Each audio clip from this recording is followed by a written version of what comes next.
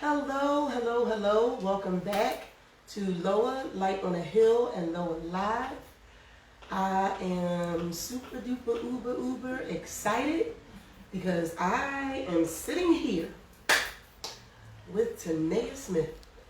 If you haven't heard of her, which I doubt, because she is a very busy woman doing a very busy work and has several different streams, and she's just out there doing a great thing. So I would be shocked if you haven't heard of Miss Tanea Smith, who is joining us today.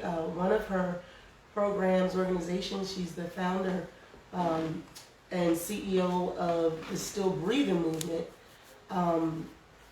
And she can let us know before we leave all of the many magnificent things that she has her hand in. I am Teresa Lyons Smith, the founder and director of LOAH, Light on a Hill and LOAH Live. And I'm excited to be here. We are picking up on, this is part 2 of Whose Day Is It? Whose day is it anyway? Is the question that we're posing because last week we got into the dialogue around the thought and the phrase often said by mostly women, but I have actually heard a male say it as well, and it sparked the conversation. And that phrase is, on Father's Day,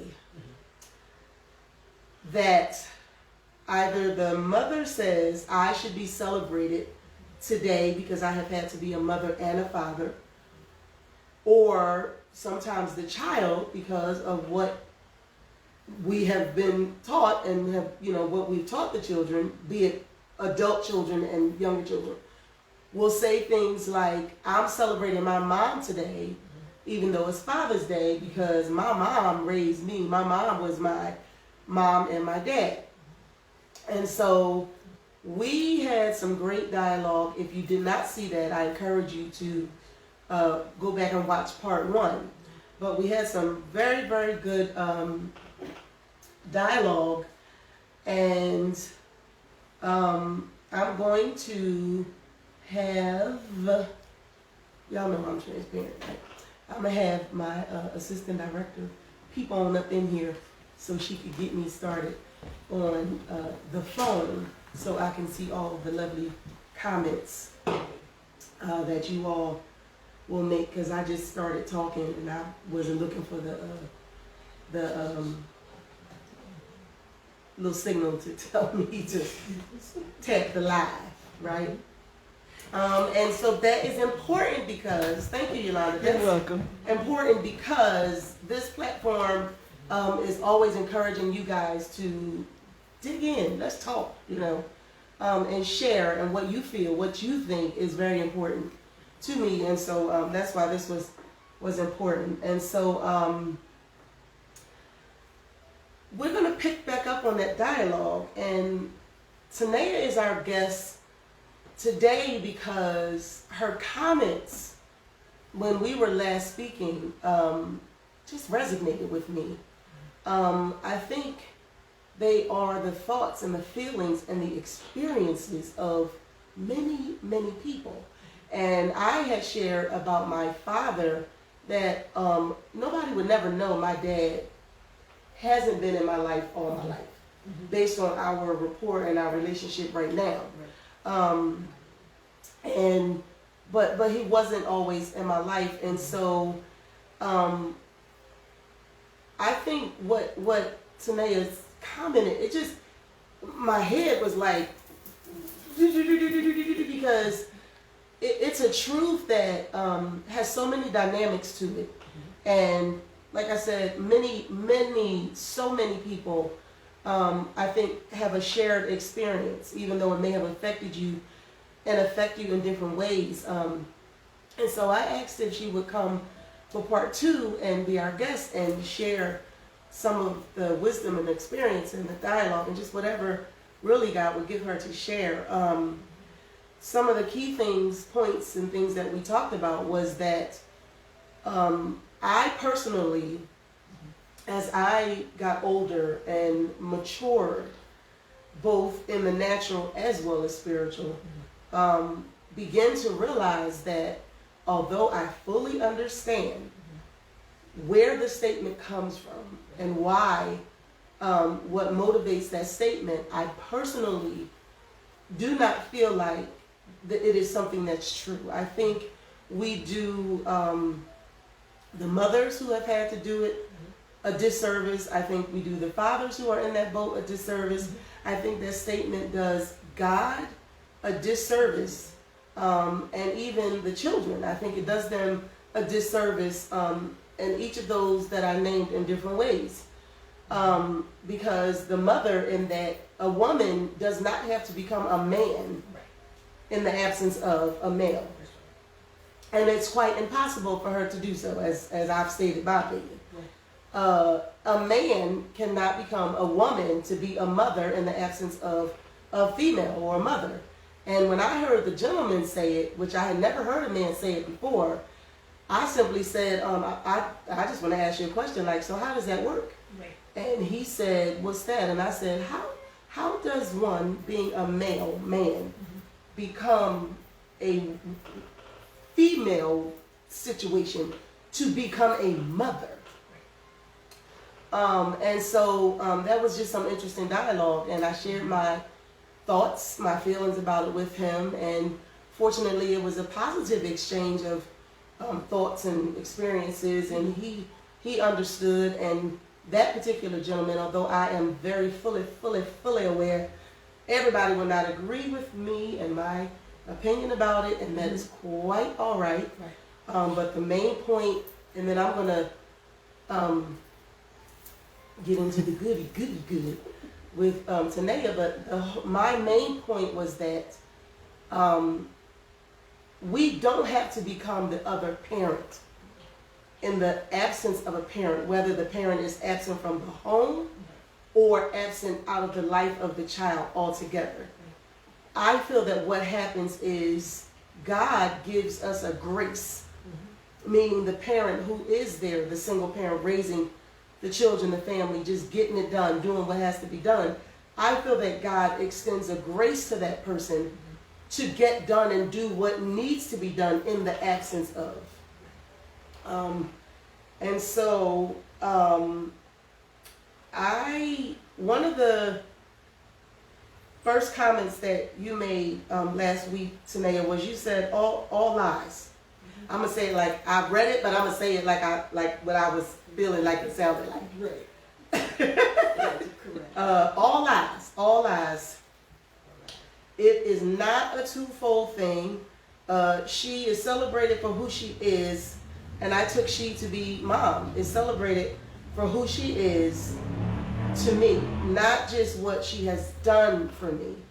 And that was the first comment you made. And can you just expound on that?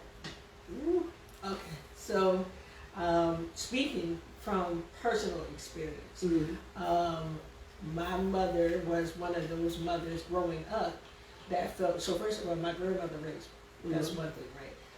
But my mother felt like the title mother was definitely more than enough, and that because of the absence of my father, she was to be celebrated on Father's Day.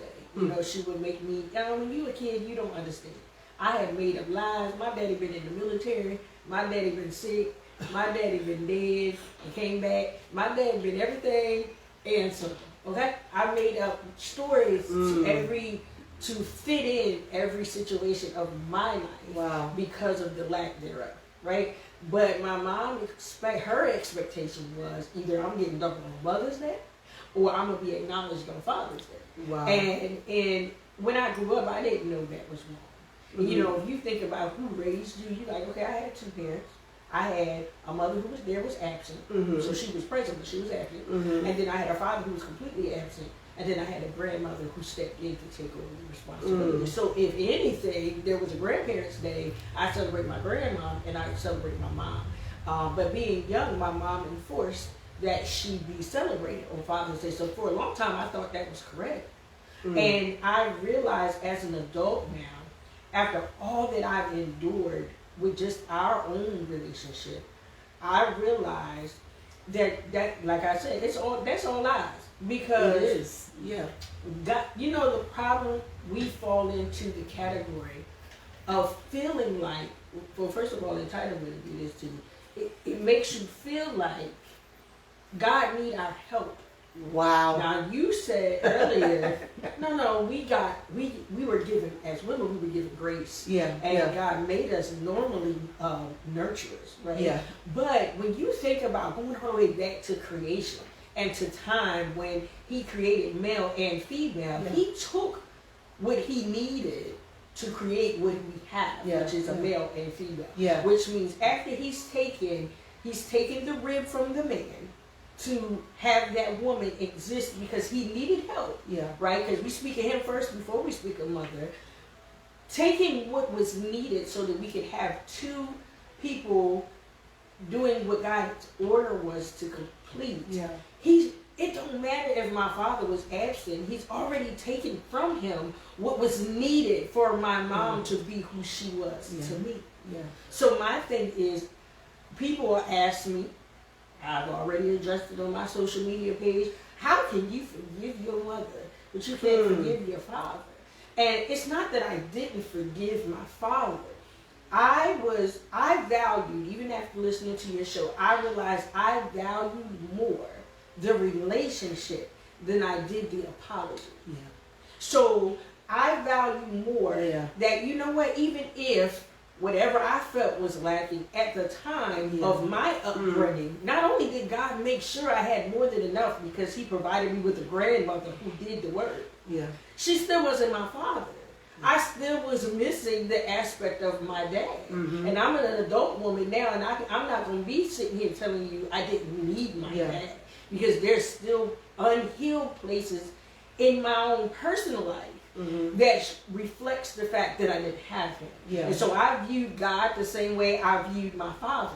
He was going to abandon me. He was going to leave me in my time of need. And when I was sick, I didn't have it there. When I needed to understand how a man was supposed to treat me, I didn't have that. But my mother, who felt like she needed to be celebrated on Father's Day, didn't realize you ain't had that either. Right. So my thing is, you can't. I couldn't strike no rock and nothing come from it. But at the end of the day, how can I now, I'm going to acknowledge you on Mother's Day because you are my mother. And whether her and I had a relationship or not, she still would have been my mother if I didn't have a relationship with her. So I value the relationship more than I do the acknowledgement of what I was lacking as a child. More than having an apology that I know I'm due, but I'm not going to ever get it. You see what I'm saying? So I appreciate that you opened that dialogue up, because even switching it, there's men out here who are raising children now more than ever on their own. And listen, same steps, just different role. Right. The female could be in position, but they're not doing what they need to do. So the male figure, they need to be honored just as much. No matter how the dynamic works in home, God gave all of us a responsibility. That wasn't my mom's responsibility. That's why she couldn't pour from a cup. You can't pour from an empty jug. So I appreciate that. Now y'all see why my head is about to pop off. Because there's so many dynamics to that, right? Because somebody will hear this and say, you know, well, at least your mom, at least even if your mom wasn't there all the time, at least you had a mom. At least you know who your mom is. So we understand that there are so many different dynamics, so many different experiences, so many, because as we said last week, we have some people who was in the home with their parents, mother and father, or mother and or father, and still didn't have a very positive parental to child experience, right? So I want to be clear and say that, interestingly enough, it wasn't my mom who would say, celebrate me on Mother's Day and Father's Day. Mhm. So I heard it growing up Right. from other people Right. and took it to mean, oh, well, my mom raising us pretty much on her own, Mhm. so my mom should be celebrated on Father's Day. Right. So I just wanted to make that clear that Mhm. my mom actually wasn't the one who was, instilling that in us, Mhm. but it was something that I heard, Mhm. particularly in our culture, and adapted it and believed it Mhm. and lived it, Mhm. you know. But I think one of the powerful things that you talk about, Tanea, is that we owe it to ourselves, Right. okay? Right. The thing with my dad was, and again, it's the grace of God that allows you to get there. And I understand that everybody who will listen to this, you may not be a Christian, you may not be a believer, you may not have a relationship Mhm. with God. Mhm. And there are some people who will disagree with what I'm getting ready to say, and I have said this before. There's even a grace for you. That's right. That's right. There's a grace for you. Mhm. Even if you don't acknowledge God Right. in the form of being your Savior, Right. that's the kind of loving and amazing and awesome God He is. Right. He still has a grace for you. That's right. Okay? And so, understanding that there are some terrible, terrible situations and things out there, we are just simply saying, I'm simply saying that Mother's Day, if it is Mother's Day, should be a day that whosoever will chooses to honor their mother, honors their mother, right? And Father's Day, whosoever will, who chooses to honor their father, whether it be a biological father or not, the day is for you to honor that father. If you don't have one, then you're not celebrating a particular father on that day. But even if you don't have a father, I think all fathers should be celebrated on that day. All mothers should be celebrated on that day, whether you have, again, whether it's your biological children or whether it's, godmother, stepmother, grandmother, like whoever. It's a day for mothers to be celebrated. Here's the thing that, and I want you to speak to this. Okay? I'm ready because I know somebody ain't gonna like what I'm about to say. Yeah, if I say that. Here's the thing that I realized and I always say, in my situation, I know Yolanda and I have talked about this, that sometimes I was not sure whether it was okay for me to say I was a single mom. Right. Because even though I was in a home, I was raising my children in a home, in the absence of their father, their father was in their life, be it whatever way, shape, or form, is in their life. So there were times where I struggled, like, am I a single mom? Right. Well, yeah, I am a single mom. Right. Because I'm single. I was single. I'm married now, but I was single. And I was single-handedly raising my children in my home. And I was the primary parent. Mm-hmm. But here's the thing I want to throw out there, and I want you to share. Okay. As I became a more experienced mother, and interestingly enough, it's now that my children are grown. My children are grown. Good and grown. Okay? It is now that my children are adults that I realize I have to accept the truth. And my goal, my purpose, my prayer, my intent is that the older we get, the better our relationship gets, right? Here's what I know is key in that being possible.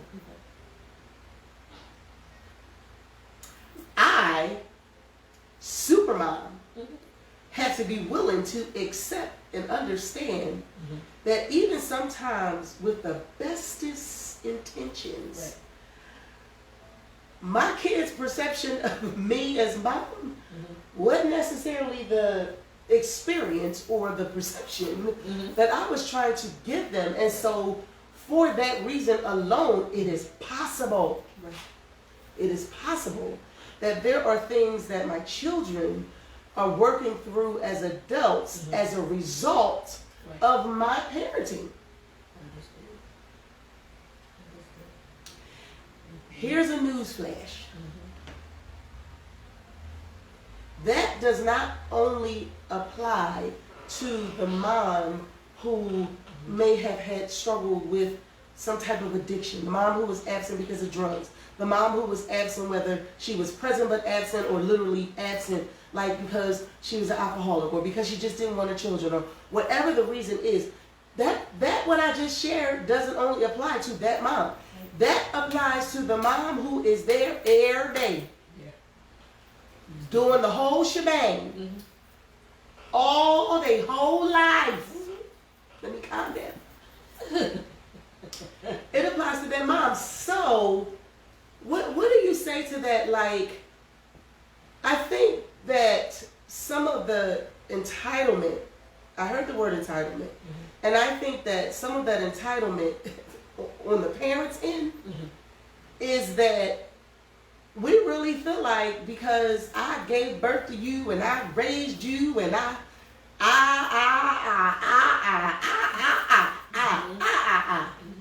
that you owe me to celebrate me because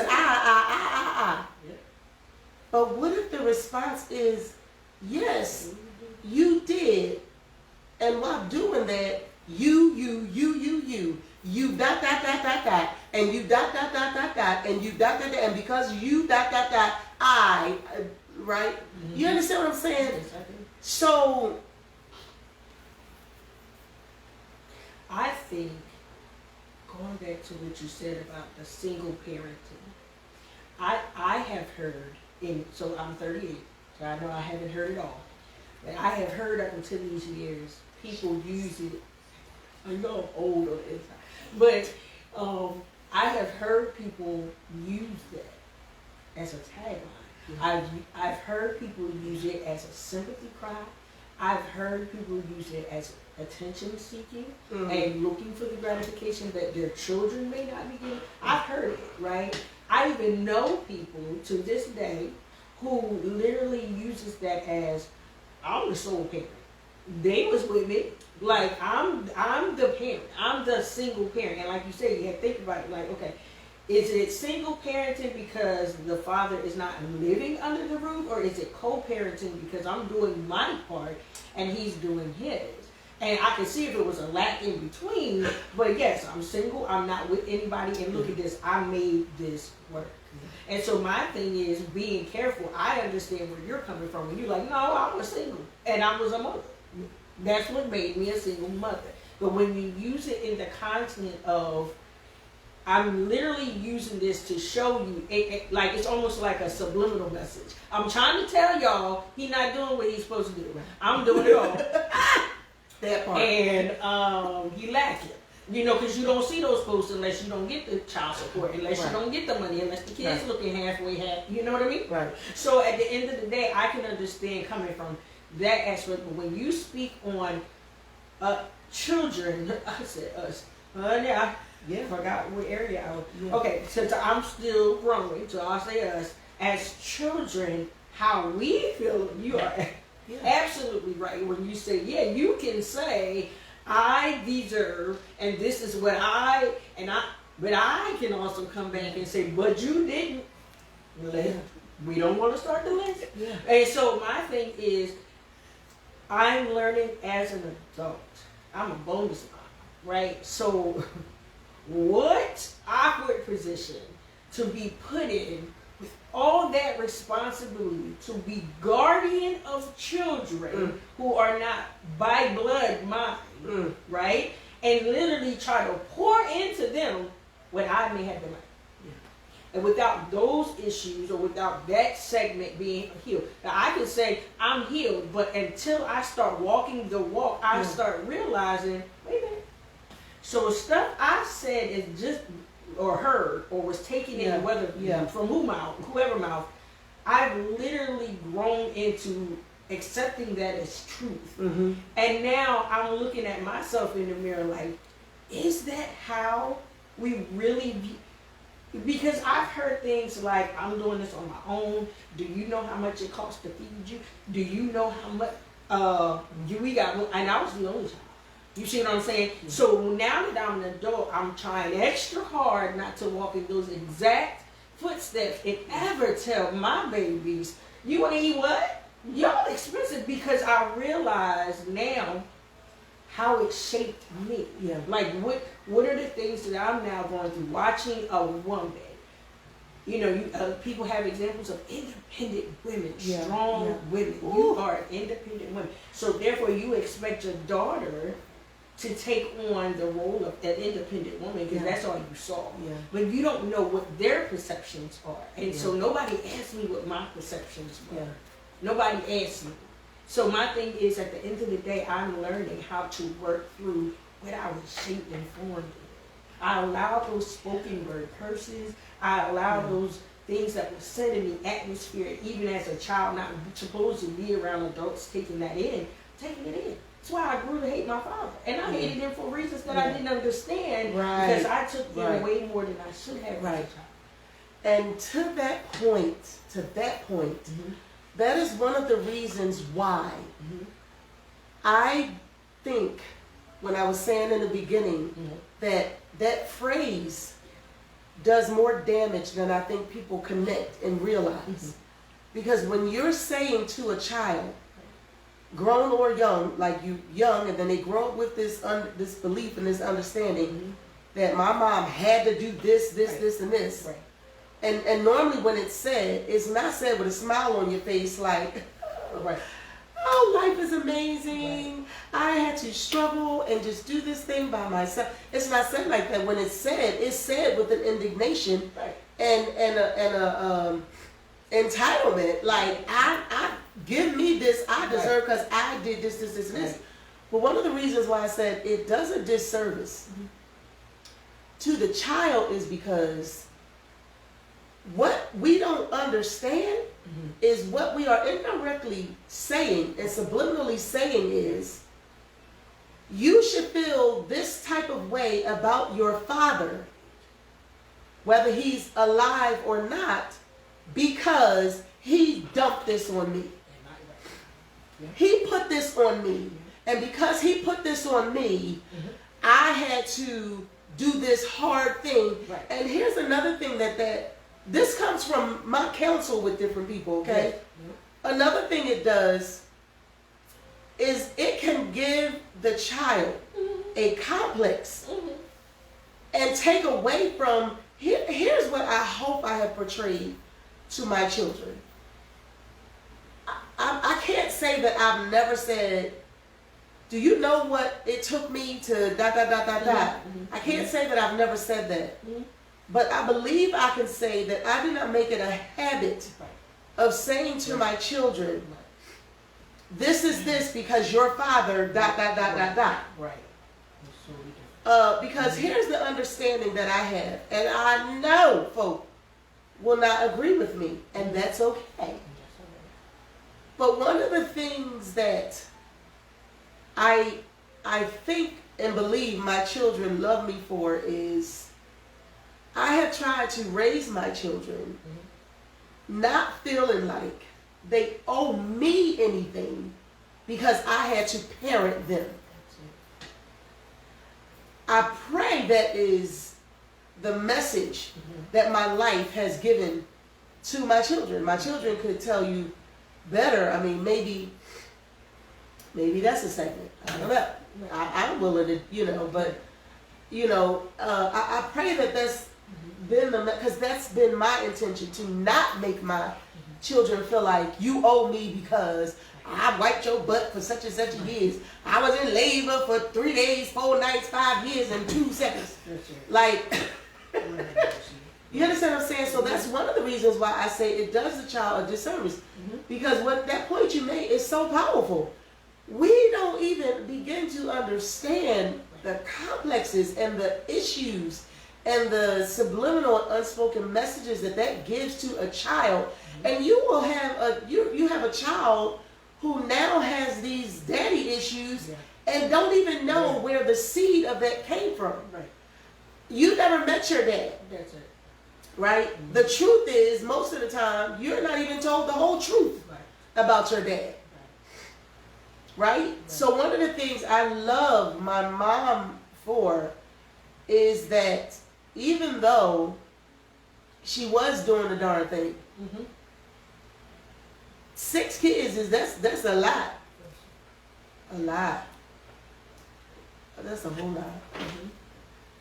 And then you got 6 kids and always taking in somebody else. That's a lot. Did I say that's a lot? That's a lot.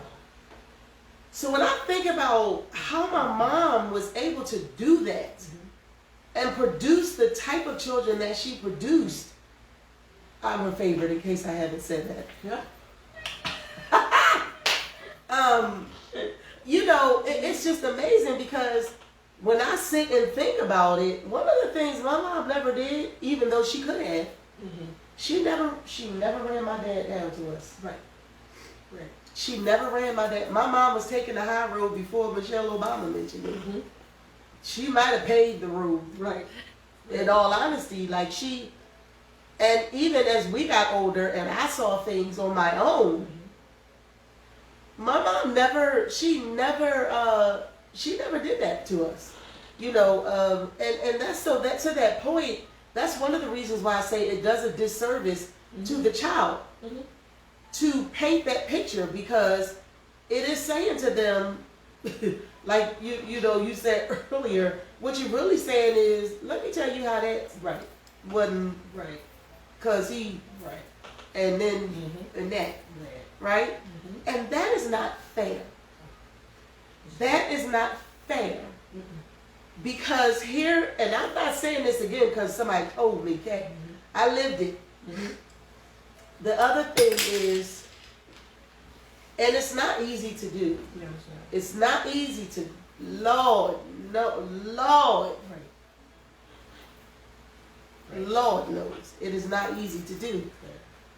But I had to also try. I wasn't perfect at it. But I had to try to separate what was going bad for me and Dad. I could not make that my kids' experience. I couldn't do that. Why? Because it's not fair to the kids. Because you and that person can want to kill each other all day long, every day. Can't even be in the same room. Can't look at each other. Can't have a conversation. Which is so interesting because at some point y'all got along. We got along at some point. It worked. It worked at some point. Might have been a couple minutes, I don't know, but at some point, for a period of time, But it worked. It worked, right? And so, I don't think, and I think when we say those statements, like, I should be celebrated because I was mother and father, or I was father and mother, whatever way it goes, we are kind of trying to manipulate and control a relationship that's not ours to control. Because at the end of the day, and I know somebody, and that's okay, is going to want to fight me for what I'm about to say. At the end of the day, whether he gave you a dime or $1 million, that is separated from the fact that that is that child's father. And even if you think he don't deserve it, the child deserves a relationship with their parents when it is possible to have a relationship with their parents. Okay? So I thought it was so powerful and applaud worthy when you made the other comment, you said, the truth is, there's a lot of ways she, meaning your mom, wasn't who I needed. My gram raised me, but I honor her now. I want you to just talk about, before we probably got to have a part 3, I'm just saying. And, you know, it might be another, we might have a third guest. But because we need to talk about these things. I want you to talk about briefly, like, how did you get to the point where you were able to do that? I know that's the part 3, right? That's the part 3, part 4. That's a single the Bible. Yeah, that's it. It was definitely a process, right? I think that it took healing in my understanding. When I was younger, I didn't understand. And it wasn't talked about. It wasn't put on the table. It was swept under the rug, and I was supposed to adjust to how it was. That's just how it was. But when I got older, I think I was about 29 with 30. So I've only been on this journey for 8 years. Where I realized the things that I didn't understand was part of the reason why I could not have what I had. Right. I didn't understand. I didn't understand what was going on. I didn't understand the treatment. I didn't understand the lack of affection and why was it coming from one place or not the other. I didn't understand any of those things, so I just made up an understanding. I just created one. You can tell somebody, well, they don't know how to love you, so therefore they hate you. I created that. Yeah. That was never said, but I created that because that's how I felt. And when I realized that I needed my understanding to be healed, and then also realizing that time is very precious, I realized what would it take for me to start from where we are. And that understanding, that healing comes from my relationship with God, because I had gotten to a place that I wanted God to heal the understanding because I was dying of bitterness. And bitterness affects your bones, your body. Unforgiveness gives you arthritis. And I was dealing with way too much in my body to die because I couldn't have a healed understanding of my relationship. Now, my father is still not present. I have opened the door and he still don't choose me. So what I have chose to do is the same thing that I've done, just in a different way. Is that, okay, the door, I'll leave it open. And if you come, you come. And if you don't, you don't, because you don't get to keep hurting me. Right. That right, you don't. Right. But from here now, I have to have a healed understanding. We're going to talk about that in part 3. Yeah, because I need a healed understanding now with my father, because I'm okay with if he ever can. I know God. God asks you, if he come back, can you actually receive him, or is that just words? Is it noise? It might be, but you know what I mean? Because if he come back, I don't know how I'm going to respond. But at the end of the day, my desire is to say, okay, here I am. I don't have no questions now. I don't want you to pay me what you owe. Wait, that's a song. I don't want you to give me what I feel like you owe me. I want to start from here. And when I realized my mom was willing, and I was willing, I honor her now. I'm so proud of my mom because she was not supposed to live. And there's a lot of now responsibilities on me that maybe came because it couldn't fall on her. But at the end of the day, it's not me to say, you were never there, so I'm going to leave you now. I'm not going to evangelize the world, and I can't save my mom. So that's where I'm. That's part 4. That's part 4. That's where I'm at. That's powerful to talk about, though, because that is another dynamic of this dialogue that we need to have. That's right. Because the same way, you know, I always put it this way for me. I had to get to a place that at the end of the day, whatever the experiences was, my mom and my dad did the best that they could. Regardless of, even if I felt like the best wasn't good enough, they could, regardless of what I thought, felt, whatever. I got to to the place in my healing process Right. that I had, let me tell you how my healing process started. I had to be willing to open up and say, okay, God, I don't want to have these issues with my parents. I don't want to.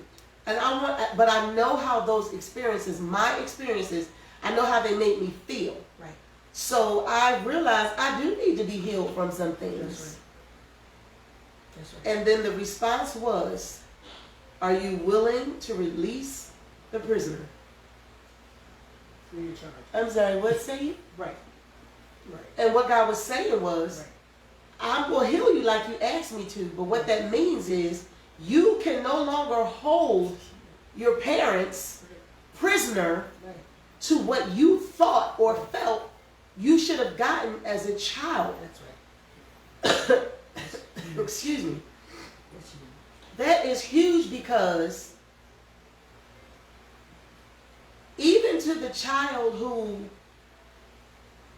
was abused in the worst way, abandoned, neglected, devastated and unmentionable, but even to that person, it behooves you Right. Right. to do the F word. Not that word, the other F word. Look at my. To forgive. To forgive. To forget. Not that word either. Because not that word and not the forget word. Okay? Because that's a whole other conversation. I don't think everything is meant to forget. Right. Right. I think some things it's okay to remember because the beauty, the bigger beauty of it is that when you can remember something that was not so pleasurable and realize that the effect that it has on you is no longer the same. Right. You know, and so that's why it's so much in, you see why I said we got something to TV now. Because at the end of the day, even the last comment you made, you said my mom still believes she was the father and the mother. And I think that the awesome thing about that is it's a beautiful thing when you can get to the place of understanding and accepting that that person will think how they want to think anyway. So I'm just not going to I'm not going to waste my time or hurt myself or create another prison trying to get that person to feel and think and believe and understand what I need them to think and feel and believe and understand. Right.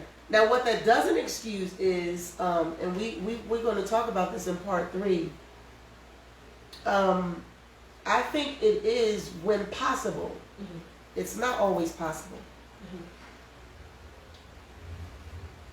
But when it's possible, I think there's so much power in being able to sit and dialogue and be able to hear the person say, you were not this to me. Right. Or you were that to me. Right. Or you did this to me. Or you didn't do. I think that is powerful when you can do that. That's not always possible. Sometimes it's not possible not because the person doesn't want to. They don't know that, they don't know how to. You know, they have not yet come into the knowledge that you can, you're stronger than you think you are. Right. You know, and so it's not always possible, but when that can happen. So I applaud you because just from the things that you shared, what it means is I love myself first enough to want to be whole. Even if that whole means I have to be willing to be in relationship and an honorable relationship with the hammer that broke me. with the hammer that broke me. Because guess what? At some point in time, we've been a hammer. And it doesn't mean that we've always intended to be that, but sometimes we've been a hammer. And we've caused pieces of our children or people to break. And when you can allow God to gird you up and brace you so that you can be a contribution to somebody else's healing by allowing them to share their experience, that's powerful to me. That is powerful to me. So I want to ask Tanea to share with us. I kind of don't want to say your last thoughts. It doesn't have to be my last. Okay, yeah, your thoughts. Oh God, this was amazing. I definitely pray that, those who watch have a womb and ear to receive. This is powerful. I think, in a nutshell, what I will say for now, here, is that I realize, even talking tonight, I realize that the places, the words that come from our parents at the time that they were in came from a place because at that time we didn't normalize celebration and appreciation. Yeah. One very important thing that I have learned being a bonus mom is that in my care, you will honor both parents. Yeah. There won't be a parent that feels like one ain't doing another.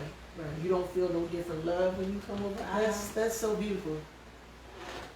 I want them to understand that Yeah. when we normalize appreciating and celebrating them in their roles, they don't have to say stuff like, but I was the mother and the father. That's You right. don't feel the difference because That's they're right. celebrating you for what you did.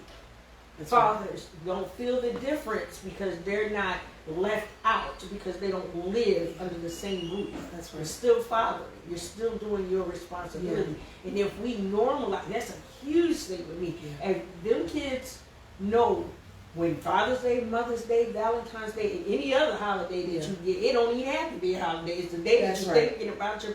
It is time for appreciation because my fiance and their mother are never, in my watch, gonna feel like they're not enough. Yeah. Or I am something they're not. Yeah. You don't have to put a title on or take on extra responsibility when you're celebrating. And my mom felt that way because I didn't celebrate.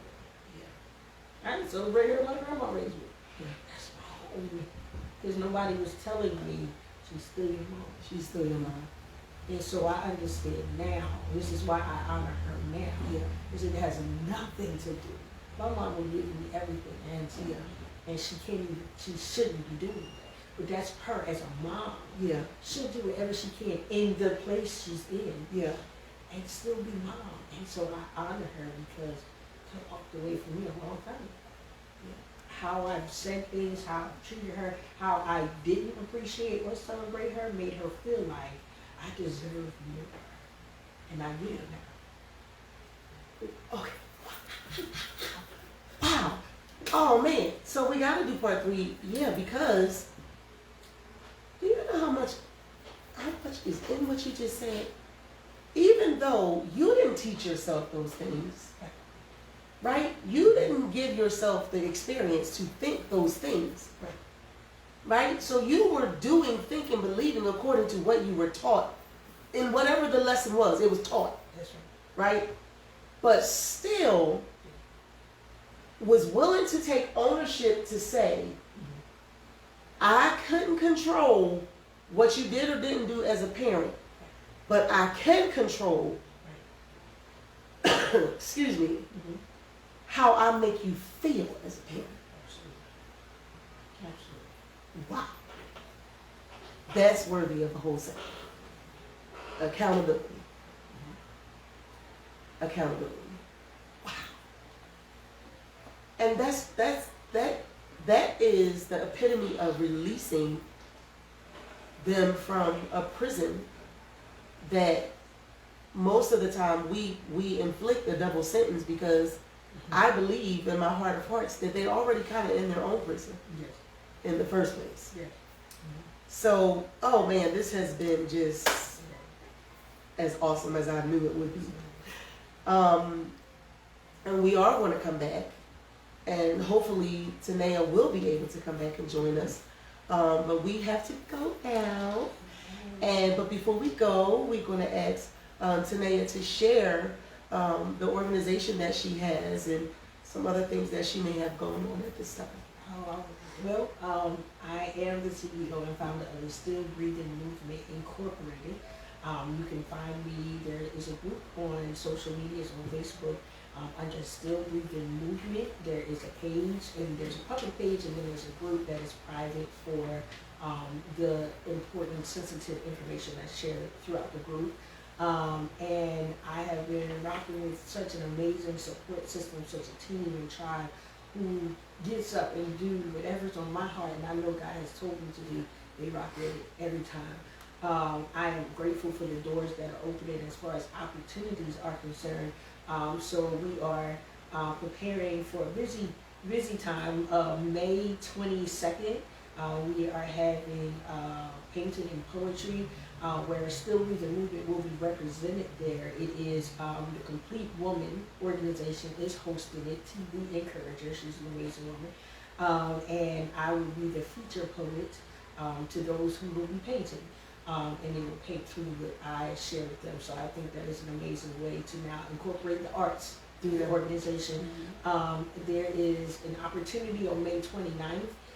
If you are a mother, I will say that strongly, if you are a mother who was unable, like myself, to give birth to your own children, annually, every year, I celebrate you. And so May 29th, we will be doing our annual Shatter Bearing. It will be featured via Zoom this year, so it's virtual. And you have to have the link to get in, so we're not going to share that publicly. But if you are interested in joining us that day, it is on May 29th. I believe it's at noon. I don't have the flyer in front of me, but I do believe it's at noon. If you're interested, you can get emailed the link. And even if you're a mother and you have children, we're celebrating those women who are still mothers. And the topic literally says, even if the doctors declared you barren, it does not mean that you are not fruitful. Yeah. And that you are not a mother or a nurturer. So I want to celebrate those women in my own healing in that place. And then coming up June 5th, we have the Cup of Tea Live experience that everyone has been waiting for. We finally are able to meet together. Seating is limited, tickets are limited because they're going fast. That will be June 5th. It's at the Five Points Cafe located in Lansdowne, PA. Ticket price is $30, and $30 includes all of your tools for your hands-on portion of the seminar that day. It's between 1 and 4, and it also includes your chat and shoot experience. So listen, if you're able to catch me at one of those, Still Breathing Movement will be there and represented. I'm excited for those doors, and listen, for the fellowship. And so listen, we can see each other face to face using wisdom. And so I'm excited about that as well. I told y'all she was busy. And the thing that I love is that everything she does serves the purpose of being a contribution to making and helping people be whole and get whole. Because sometimes you whole and we fall apart a little bit. We just got to be brought back together. And so that's what her works and everything that she does is a contribution to. So I'm looking forward to that event. I will be there. And so just great things.